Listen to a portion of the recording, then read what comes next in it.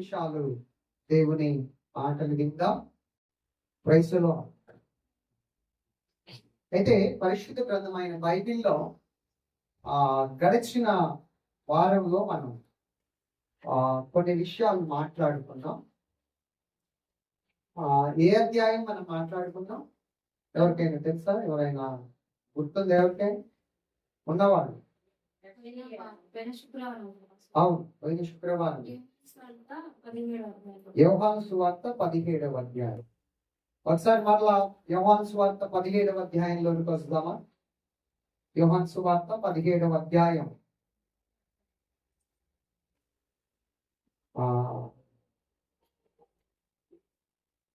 యోహాను సువార్త 17వ అధ్యాయం చాలా ప్రాముఖ్యమైనటువంటి అధ్యాయం. ఎందుకు యోహాను సువార్త 17వ అధ్యాయం చాలా ప్రాముఖ్యమైంది అని అంటే, యేసు ప్రభువు చేసిన ప్రార్థన సవివరంగా ఇక్కడ రాయబడు. మిగతా మత్తయి, మార్కు, లూకా రాయని విషయాలు యోహాను రాశాడు. ఎందుకు రాశాడంటే, మత్తయి, మార్కు, లూకా యేసు ప్రభుకు ఆ ప్రార్థన చేసేటప్పుడు సమీపంగా లేరు.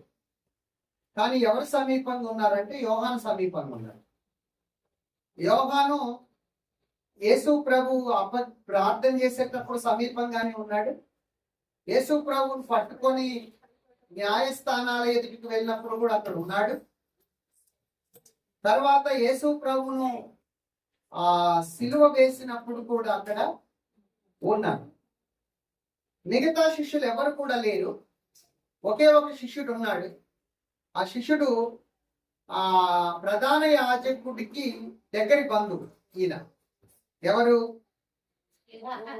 యోహాను. ప్రధాన యాజకుడికి ఏమవుతాడు? చాలా సమీప బంధువు. అయితే ఒక రీజన్ అదే అయినప్పటికీ రెండో రీజన్ కూడా తన ప్రాణాలకు కూడా తెగించున్నాడేమో. రెండోది, ఎంత బంధువు అయినా ఆ పరిస్థితుల్లో ఒక నేరం మోపబడినోడు నా బంధువు అని చెప్పుకోవాలంటే శిక్ష విధించే ఆ సమయంలో చాలా కష్టం. అవునా కాదు? అటువంటి పరిస్థితుల్లో అందరు శత్రువులుగానే ఉన్నారు అక్కడ ఉన్న. అప్పుడు మిగతా శిష్యులందరూ లేకుండా ఈయనొక్కడే ఉండటం అంటే ఒక గొప్ప ఆశ్చర్యకరమైన విషయమే అది. అందుకే బైబిల్లో ఒక మాట ఉంది, తన ప్రాణమును ప్రభు కొరకు తన ప్రాణాన్ని పెట్టేవాడు దాన్ని దక్కించుకుంటాడు. దాని ప్రాణం దక్కించుకోవాలని చూసుకునేవాడు దాన్ని పోగొట్టుకుంటాడు కదా. కనుక తన ప్రాణాన్ని పెట్టడానికి ఇష్టపడ్డాడు. ఏ ఒక్కరు కూడా ఆయన ప్రాణం తీయలేకపోయాడు. ఎవరి ప్రాణం? బాప్తిస్మం ఇచ్చి యోహాను యొక్క ప్రాణం కాదు, యేసు ప్రభు యొక్క ప్రాణం కాదు. ఏ యోహాను? అపోస్తలుడైన యోహాను, యేసు ప్రభు యొక్క శిష్యుడైన యోహాను, యేసు ప్రభు రొమ్మున ఆనుకున్న శిష్యుడు అయినటువంటి యోహాను. ఈ యోహాను జబదయి కుమారుడు. ఎవరి కుమారుడు? జబదయి కుమారుడైనటువంటి యోహాను. అయితే యోహాను, యాకోబు ఇద్దరు కూడా జబదయి కుమారులే. యేసు ప్రభు ప్రార్థన చేసినప్పుడు చివరిగా గెత్సెమనే తోటలో ఒలీవల కొండ దగ్గర యేసుక్రీస్తు ప్రభు తన అలవాటు ప్రకారం క్రమం చొప్పున ఆయన వెళ్ళి అక్కడ ప్రార్థన చేస్తున్నప్పుడు మిగతా 8 మంది శిష్యులు కొంచెం దూరం ఉన్నారు. ఈ 3 శిష్యులు యేసు ప్రభుకు సమీపంగా ఉన్నారు. వీళ్ళకి బాగా నిద్ర వస్తుంది కదా. ఒక గడి అయినా మెలుకొని ఉండలేరా అని వెళ్ళి మరలా ప్రార్థన చేస్తున్నాడు. కొన్ని మాటలు చెప్పినవే చెప్తూ ఉన్నాడు. ఏదేమైనా బాప్తిస్మం ఇచ్చి యోహాను ఈ సువార్త రాసినప్పుడు ఆది నుంచే యేసుక్రీస్తు దేవుడని, దేవుని కుమారుడని, దేవునితో సమానుడని అనేక విషయాలు వాక్యంలో యేసు ప్రభు యొక్క దైవత్వాన్ని గురించి స్పెషల్ గా రాశాడు. చాలా ప్రాముఖ్యంగా రాశాడు. దాంట్లో చాలా ప్రాముఖ్యమైన విషయం ఏంటంటే యేసుక్రీస్తు ప్రభు చివరిసారిగా చేసిన ప్రార్థనని ఉన్నదున్నట్టుగా చక్కగా ఎవరు రాశారంటే ఈ యొక్క అపోస్తలుడైన యేసుక్రీస్తు ప్రభు యొక్క శిష్యుడైన, యేసు ప్రేమించిన, ఆ యేసు రొమ్మున ఆనుకొనిన శిష్యుడు ఈయనని సలసలలాడుతున్నటువంటి నూనెలో పడేస్తే చనిపోలేదు. అప్పుడు ఆ రోమ చక్రవర్తి, ఆ రాజు ఎవరైతే ఉన్నాడో తీసుకొని వెళ్ళి ఎవ్వరూ లేని పద్మాసు ద్వీపంలో పడేశాడు ఈయన. అప్పుడు అక్కడ ఆకాశం తెరవబడింది. ఆకాశం తెరవబడిందంటే మొదటి ఆకాశం కాదు, రెండో ఆకాశం కాదు, మూడవ ఆకాశమైన పరలోక సంబంధమైన దేవుడు నివసించే స్థలమైన ఆకాశం తెరవబడింది. Praise the Lord.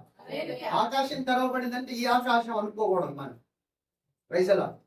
లేదా సూర్యుడు, చంద్రుడు, నక్షత్రాలు, ఇంకా గ్రహాలు, ఇంకా నక్షత్ర మండలాలు ఉన్నటువంటి రెండవ ఆకాశం కాదు. మూడవ ఆకాశం దేవుడు నివసించే స్థలముగా ఉన్నటువంటి ఆ ఆకాశంలో ఆకాశం తెరవబడింది. ప్రైజ్ ది లార్డ్ అని మనం గుర్తించాలి. కనుక ఎందుకు ఈ విషయం చెప్పాను నేను? యోహాను పద్మాసు ద్వీపంలో ఉన్నాడు. అప్పుడు ఆకాశం తెరవబడింది, పరలోకం తెరవబడింది. ఇతడు ప్రభు దినమందు ఆత్మవశుడై ఉన్నాడు. దేవుని ఆత్మ అతన్ని కొనిపోయింది. దేవుని యొక్క యేసుక్రీస్తు ప్రభు యొక్క మహిమ స్వరూప దర్శనాన్ని చూశాడు ఆయన. ఏ దర్శనాన్ని? మహిమా స్వరూప దర్శనాన్ని. పునరుద్ధానుడైనటువంటి ప్రభువు మొదటిగా ఎట్టి మహిమను కలిగి ఉన్నాడు, అట్టి మహిమతో ఉన్న యేసు ప్రభుని అపోస్తలుడైన యోహాను చూశాడు. శరీరధారిగా ఉన్నప్పుడు ఎలా ఉన్నాడో చూశాడు. రక్త మాంసములు ధరించుకొని భూమి మీదకి వచ్చి శరీరధారిగా నీ వలె నా వలె జీవించినప్పుడు ఎలా యేసు ప్రభు ఉన్నాడో చూశాడు. మొట్టమొదటిగా యేసు ప్రభుకి ఎట్టి మహిమ ఉండెనో అట్టి మహిమలోనికి తిరిగి వెళ్ళినప్పుడు కూడా ఈ భూమి మీదకి రాకముందు ఆ మహిమతో ఉన్న యేసు ప్రభువుని కూడా మరలా చూశాడు. పునరుద్ధానుడైన ప్రభువు, జీవదాత అయిన జీవమై ఉన్నటువంటి ప్రభువుని, మహిమాస్వరూపి అయినటువంటి ప్రభువును ఈ యొక్క యోహాను చూశాడు. Praise the Lord. హల్లెలూయా. అయితే ఈ యోహాను చూసినటువంటి వాడు, అందుకే దేవునికి సమీపంగా ఉన్నాడు, దేవునికి దగ్గరగా ఉన్నాడు. అందుకే యేసు ప్రభు చేసిన ప్రార్థన అంతా కూడా విన్నాడు. విని ఈ యొక్క యోహాను సువార్త 17వ అధ్యాయంలో చక్కగా యేసు ప్రభు ఏం ప్రార్థన చేశాడో రాశాడు. చక్కగా ఏం ప్రార్థన చేశాడో రాశాడు. ఏమని చేశాడు అంటే చూడండి, యేసు ఈ మాటలు చెప్పి ఆకాశము వైపు కన్నులెత్తి ఇట్లా, నేను తండ్రి నా గడియ వచ్చి ఉన్నది. ఆకాశం వైపు అంటే పరలోకం వైపు కన్నులెత్తాడని. ఈ ఆకాశం, బైబిల్లో కొన్ని ఆకాశాలు ఉన్నాయి. అయితే కొన్ని సందర్భాల్లో ఆకాశం అని వచ్చినప్పుడు మన ఈ మొదటి ఆకాశాన్ని, రెండో ఆకాశాన్ని కాదు చూడాల్సింది, పరలోకాన్ని చూడాలి.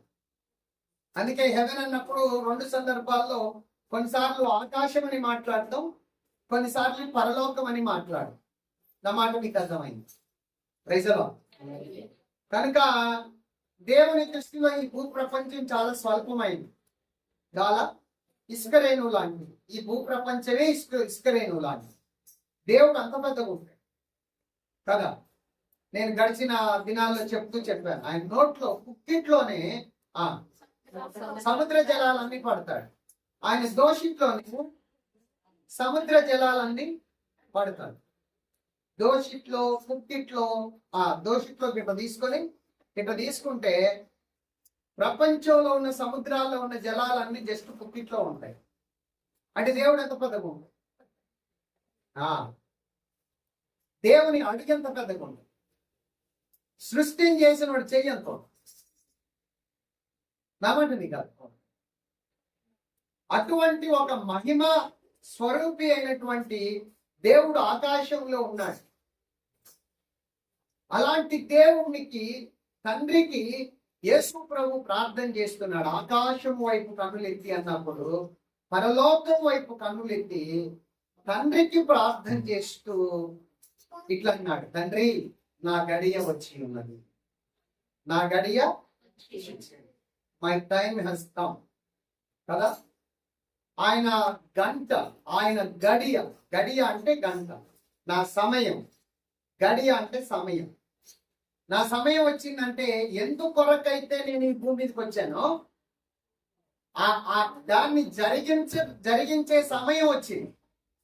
ఏ బలియాగం కొరకైతే ఈ భూమి మీదకి నేను వచ్చానో, ఏ సర్వలోక మానవాళి యొక్క పాపం నుంచి విమోచించటానికి, సర్వలోక మానవాళి పాపమును నా మీద వేసుకొని సర్వలోక మానవాళి యొక్క శిక్షను భరించే గడియ, శిక్షను పొందే గడియ, పాపము యొక్క శిక్షను అనుభవించే గడియ, విమోచన కార్యాన్ని జరిగించే గడియ వచ్చింది అని ప్రార్థన చేస్తున్నారు. Praise the Lord. యేసు ప్రభు జీవితంలో ఏం జరగబోతుందో యేసు ప్రభుకు అంతా బాగా తెలుసు, చాలా బాగా తెలుసు. మన జీవితంలో ఇంకో నిమిషానికి, ఇంకో సెకండ్కి ఏమవుతుందో తెలియదు, అవునా కాదు? ఇప్పుడు ఈ నిమిషం బాగున్నాం, ఇంకో నిమిషం ఎలా ఉంటామో మనకు తెలియదు. కానీ యేసు ప్రభుకి, యేసు ప్రభు జీవితంలో ఏం జరుగుతుందో బాగా తెలుసు. ఎందుకంటే ఆయన తండ్రితో సహవాసం చేసేవాడు. సృష్టికర్త అయిన దేవుడితో, అత్యంత రహితుడైన తండ్రితో సహవాసం చేసి శరీరధారిగా ఈ భూమి మీదకి వచ్చినప్పటికీ ఆయన సహవాసం లోకముతో లేదు. ఆయన సహవాసం పరలోకమందున్న తండ్రి అయిన దేవునితోనే ఆయన సహవాసం, ఆయన సంబంధం ఉంది. ఆయన జీవించిన జీవితం అంతా కూడా ఈ భూమి మీద శరీరధారిగా జీవిస్తున్నప్పటికీ ఆయన జీవితం అంతా కూడా పరలోక సంబంధంగానే ఉన్నది. Praise the Lord. పరలోకములో తండ్రి చిత్తం ఎలాగైతే జరుగుతుందో అలాగే భూమి మీద జరిగిస్తున్నవాడు యేసు ప్రభు. టమాట మీకు అర్థమైందా? యేసు ప్రభు తన శిష్యులు ప్రార్థన నేర్పమని అడిగితే ఒక ప్రార్థన నేర్పించాడు. ఏం ప్రార్థన? దాన్ని ప్రభు ప్రార్థన అని, అది పరలోక ప్రార్థన అని చాలా రకాలుగా చెప్తారు. పరలోకమందున్న మా తండ్రి మీ నామం పరిశుద్ధపరచబడును అని చెప్పి, మీ రాజ్యం వచ్చును గాక, మీ చిత్తం పరలోకమందు నెరవేర్చబడును గాక. అందుకే యేసుక్రీస్తు ప్రభు తన జీవితంలో మనం చూడొచ్చు, భూమి మీద జీవిస్తున్నప్పటికీ కూడా దేవుని రాజ్య సంబంధిగా జీవిస్తున్నాడు. అంటే దేవుని యొక్క చిత్తమే జరిగిస్తున్నాడు. తండ్రి ఎక్కడికి వెళ్ళమంటే అక్కడికి వెళ్ళాడు. తండ్రి ఏం చేయమంటే అది, మనుష్యులు ఏం చేయట్లేదో యేసు ప్రభు దాన్ని చేశాడు. నా మాట మీకు అర్థమవుతుంది.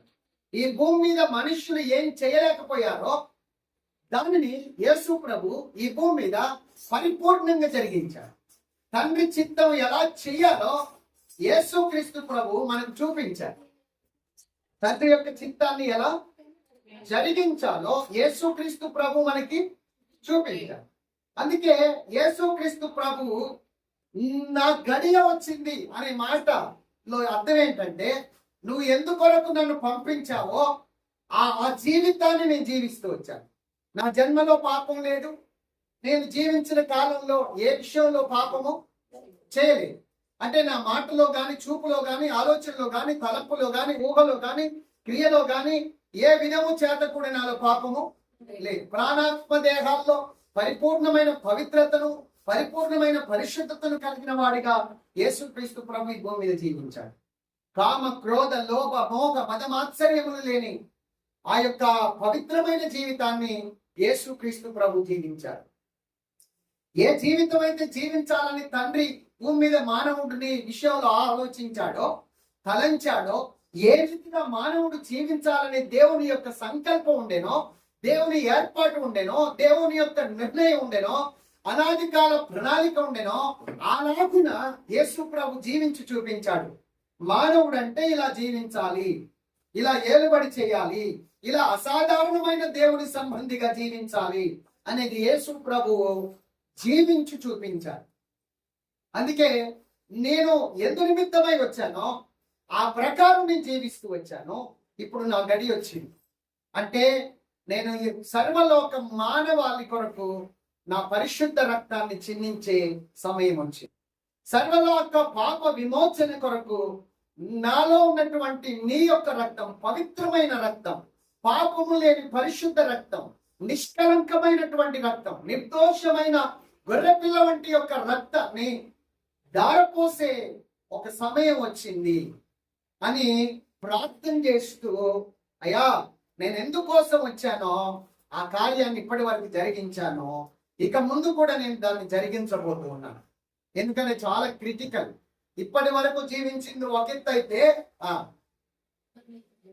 ఇక ముందున్నటువంటి సమయం కొద్ది సమయమే అయినప్పటికీ, ఒక దినపు సమయమే అయినప్పటికీ, కొద్ది గంటల సమయమే అయినప్పటికీ, అది శారీరకంగాను మానసికంగాను ఆత్మీయంగాను ప్రాణాత్మ దేహంలో భయంకరమైనటువంటి వ్యాధిని కలిగించే సమయం అది. అంత వేదనలో అతని ఆత్మలో వేదన, అతని ప్రాణంలో వేదన, ఆయన శరీరంలో వేదన పడే ఒక సమయం. కొద్ది సమయం అయితే సర్వలోక మానవాళి పాపం ఆయన మీద మోపబడుతుంది కనుక సర్వలోక మానవాళి యొక్క శిక్షను, తీర్పును యేసుక్రీస్తు ప్రభు శరీరం మీద అమలు చేయబోతున్నాడు కనుక తండ్రి కుమారుని యొక్క చేతిని విడిచే సమయం వచ్చింది. అది చాలా భయంకరమైన సమయం, చాలా వేదనకరమైన సమయం. ఆ వేదనలో అతను ప్రార్థన చేస్తున్నప్పుడు ఆయన చెమట రక్తపు బిందువులుగా కారునంతగా వేదన పడ్డాడు. ఒక్కొక్క చెమట బిందువు నేల మీద పడుతున్నప్పుడు గొప్ప రక్తపు బిందువులాగా ఉందంటారు. అంటే ఆయన తాళలేనటువంటి ఒక శ్రమ, భరించలేనటువంటి ఒక శ్రమకు వెళ్ళే సమయంలో ఆయన చేసిన ప్రార్థన చాలా అద్భుతమైంది.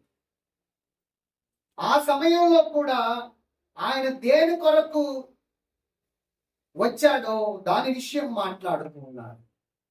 తండ్రి నా గడియ వచ్చి ఉన్నది, తండ్రి నా గడియ వచ్చి అని చెప్పి 2వ వచనంలో ఆయన అంటాడు, నీ కుమారుడు నిన్ను మహిమపరచునట్లు నీ కుమారుని మహిమపరచును.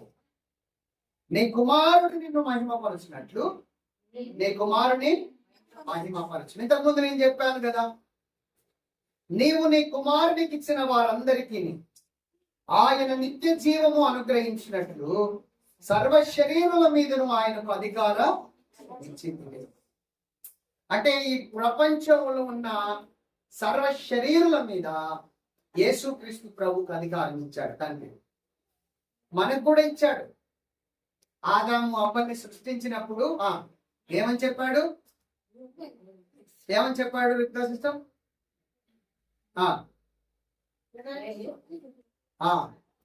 ఎవరైనా చెప్తారా?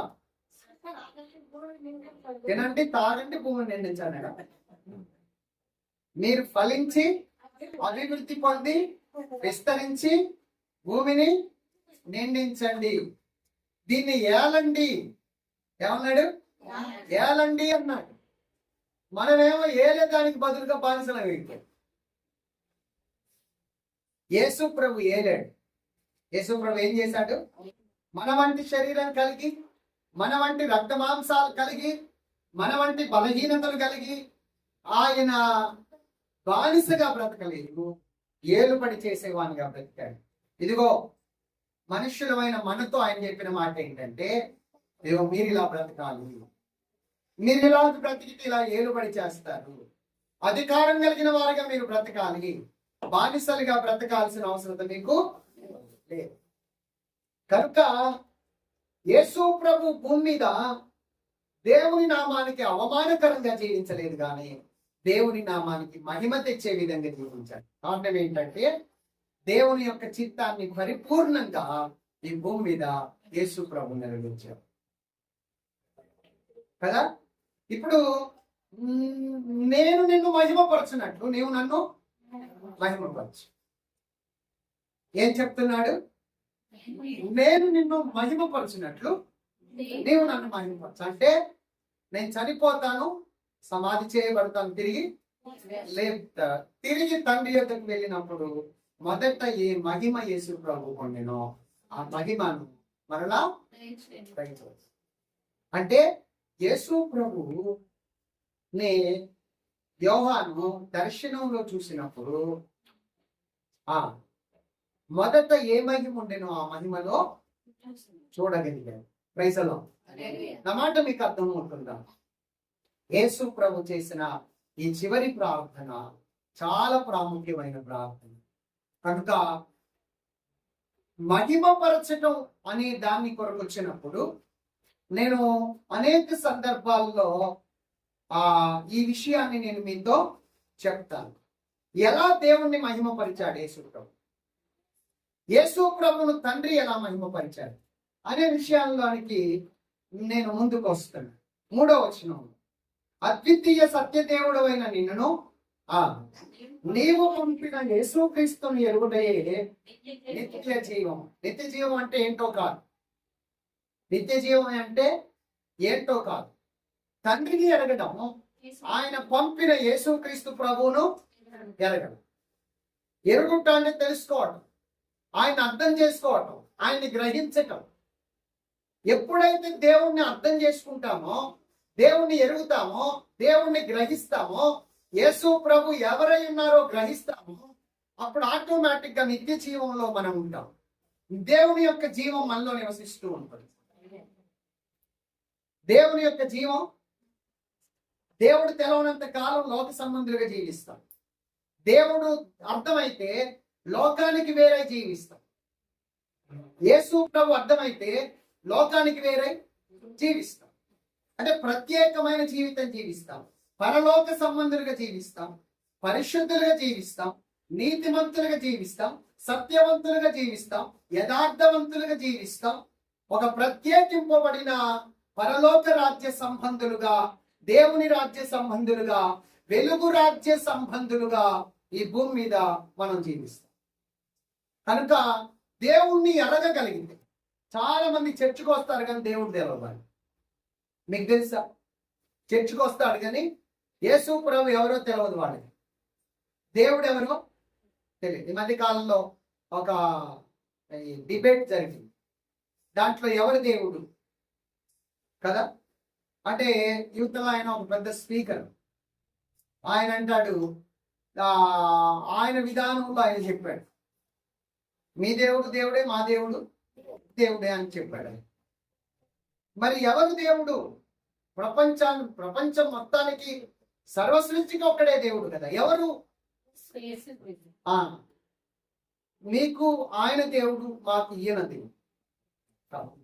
సర్వ విశ్వాంతరాలకు ఒకటే దేవుడు ఉన్నాడు, ఆయన ఒకటే సృష్టికారు.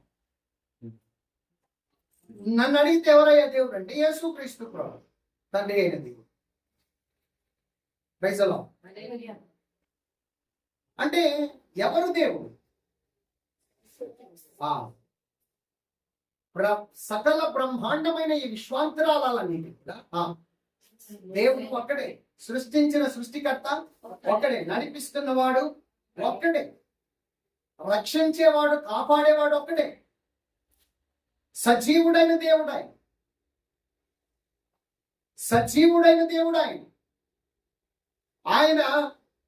ఆయన పుక్కిట్లో సముద్ర జలాల్ని, శూన్యంలో భూమిని వేలాడదీసినటువంటి వాడు, సముద్రానికి జలములను, సముద్ర జలానికి ఎలలను నియమించినటువంటి వాడు, నక్షత్రములకు పేర్లను పెట్టినవాడు. Praise the Lord. హల్లెలూయా. ఏది ఏ క్రమంలో ఉండాలో ఆ క్రమంని వాటికి బోధించి సెట్ చేసినటువంటి వాడు. సృష్టిని చూసినప్పుడు, నక్షత్రాలను చూసినప్పుడు, సూర్యుని చూసినప్పుడు, చంద్రుని చూసినప్పుడు దేవుడు ఎవరో మనకు అర్థం. సూర్యుడు ఒక దేవుడు కాదు, సూర్యుడు ఒక గ్రహం. చంద్రుడు ఒక దేవుడు కాదు, ఒక గ్రహం. సూర్యుడు ఒక నక్షత్రం. Praise the Lord. సముద్రం అంటే దేవుని చేత సృష్టించబడింది ఒకటి. Praise the Lord. కనుక దేవుడు ఎవరు అంటే సృష్టి కాదు, సూర్యుడు దేవుడు కాదు, చంద్రుడు దేవుడు కాదు. సమస్త సృష్టికి ఒకటే దేవుడు. నేను నమ్ముతున్న యేసుక్రీస్తు ప్రభువే ఆ దేవుడు. Praise the Lord. హల్లెలూయా. కనుక నువ్వు నిత్య జీవాన్ని ఎలా పొందుతావంటే దేవుణ్ణి ఎరగటం ద్వారా,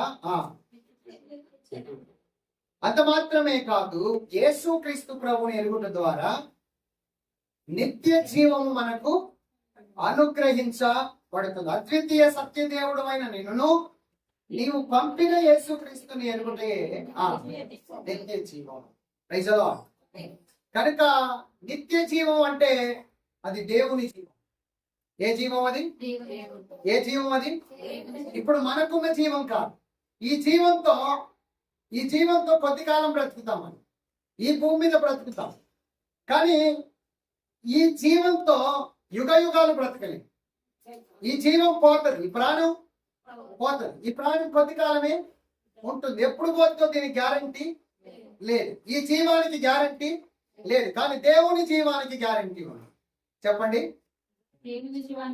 ఆ యేసు ప్రభుని ఎందుకు నమ్ముకున్నావయ్యా నువ్వంటే, నేను నమ్ముకున్నది నిత్య జీవం. యేసు ప్రభుని నమ్ముకుంటే ఏమొస్తుందయ్యా? దేవుడు లోకమును ఎంతో ప్రేమించెను కాగా తన అద్వితీయ కుమారునిగా పుట్టిన వాని యందు విశ్వాసముంచువాడు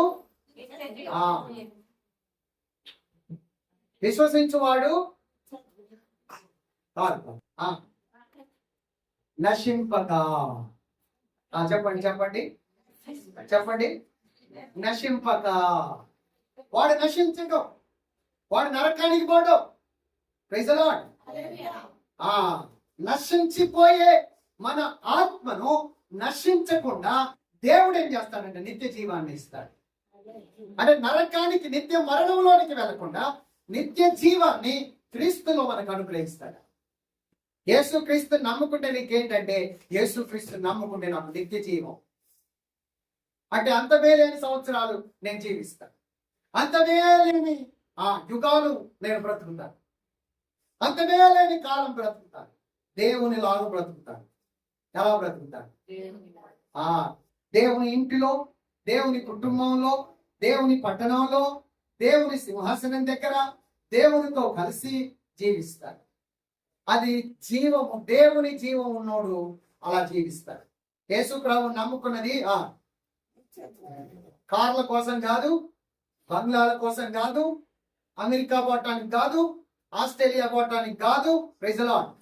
యేసు ప్రభు నమ్ముకున్నది ఎందుకంటే ఈ జీవితం తర్వాత మరి ఒక జీవితం ఉంది. ఈ జీవితం తర్వాత మరి ఒక జీవితం ఉంది.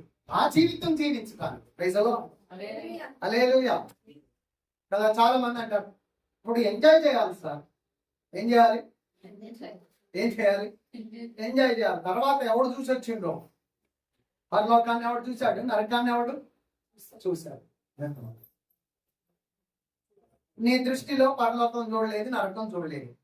చనిపోయిన తర్వాత అది ఉంది. పరిస్థితి ఏంటి? ఉంది పరిస్థితి. యుగ యుగాలు నరకంలో రావాలిగా. అయితే యేసు ప్రభుని నమ్ముకొని నేనేం చేయమంటాను? చికెన్ తినొద్దంటానవా? మటన్ తినొద్దంటానవా? చేపలు తినొద్దంటానవా? రొయ్యలు తినొద్దంటానవా? నీ భార్యతో సంతోషించొద్దంటున్నావా? నీ పిల్లలతో సంతోషించొద్దంటున్నావా? అరే మందు తాగకురా పాడైపోతావు, గుట్కాలు తినకురా పాడైపోతావు, ఇతరులను ద్వేషించకురా ప్రేమించురా అని చెప్తున్నావు. ఇదే కదా. నీ శత్రువును కూడా ప్రేమించట్టున్నావు. నీ శత్రువు ఆకలి కొని ఉంటే అన్నం పెట్టమంటాడు. యేసుప్రభు ఏమన్నా వాడు కొడితే నువ్వు గొడుగు అంటాడు.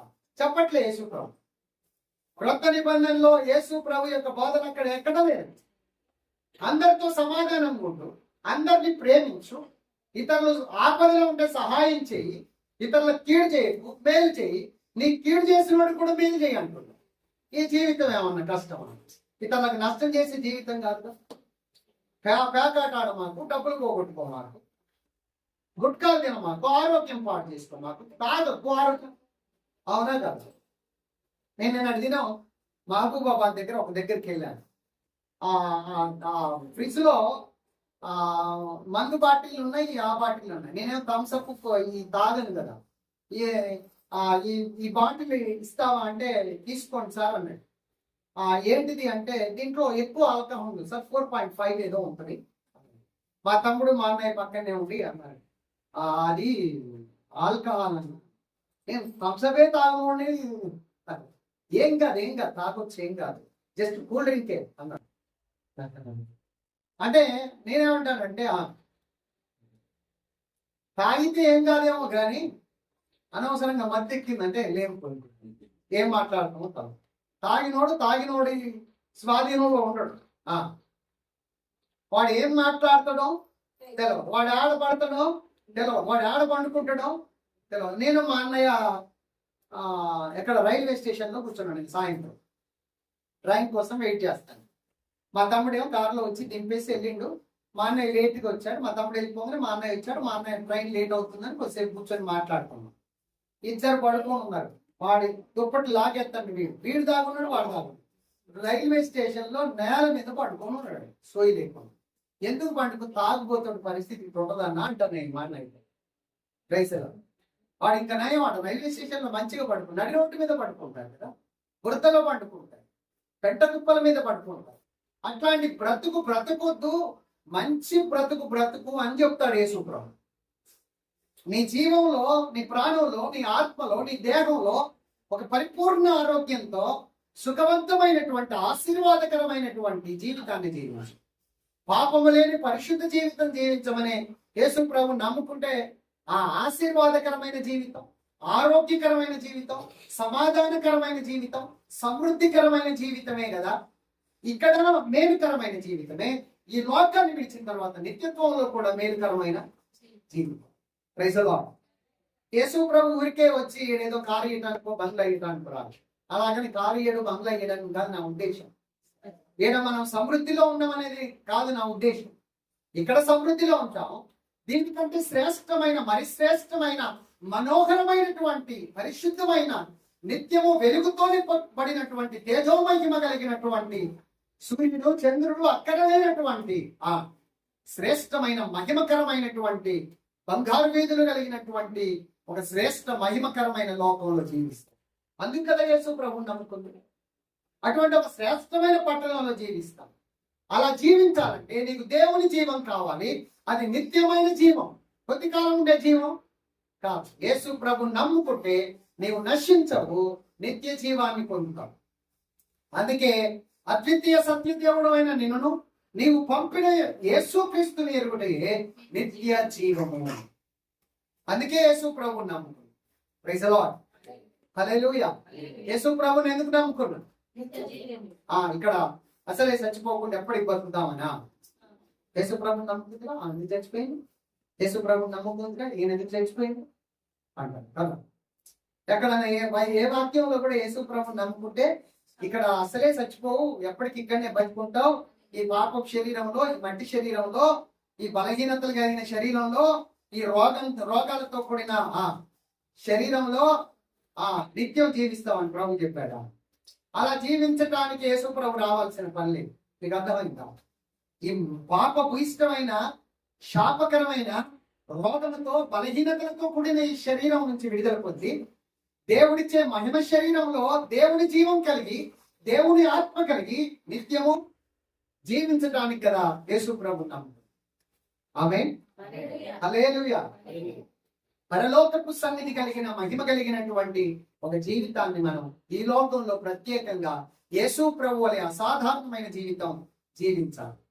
అందుకే యేసు ప్రభు ఎందు విశ్వాసం ఉంది. తండ్రిని విశ్వసించాలి, కుమారుణ్ణి విశ్వసించాలి, పరిశుద్ధాత్మ దేవుణ్ణి విశ్వసించాలి. ఆయనే కదా మనల్ని నడిపించేవాడు, ఆయనే కదా మనకు ఆలోచన చెప్పేవాడు, ఆయనే కదా మనకు బోధించేవాడు. కృప వెంబడి కృపలో నుండి అధికమైన కృపలోనికి తీసుకొని వెళ్తూ మహిమ నుండి అధిక మహిమలోనికి తీసుకొని వెళ్ళి ఆ మహిమ రూపంలోనికి మనల్ని మార్చేవాడు మన ప్రభు అయిన యేసుక్రీస్తు. రూపంలోనికి మార్చేవాడు పరిశుద్ధాత్మ దేవుడు. ఎవరు? పరిశుద్ధాత్మ దేవుడు. Praise the Lord. కనుక తండ్రి అయిన దేవుడు, కుమారుడైన దేవుడు, పరిశుద్ధాత్మ దేవుడు మనలో నివసిస్తాడు. దేవుని చిత్తం అయితే మరి ఒక వారం ఇదే వాక్యాన్ని కంటిన్యూ చేస్తాను, ఎందుకంటే 9 బాగుంటుంది కనుక నేను ముగిస్తున్నాను.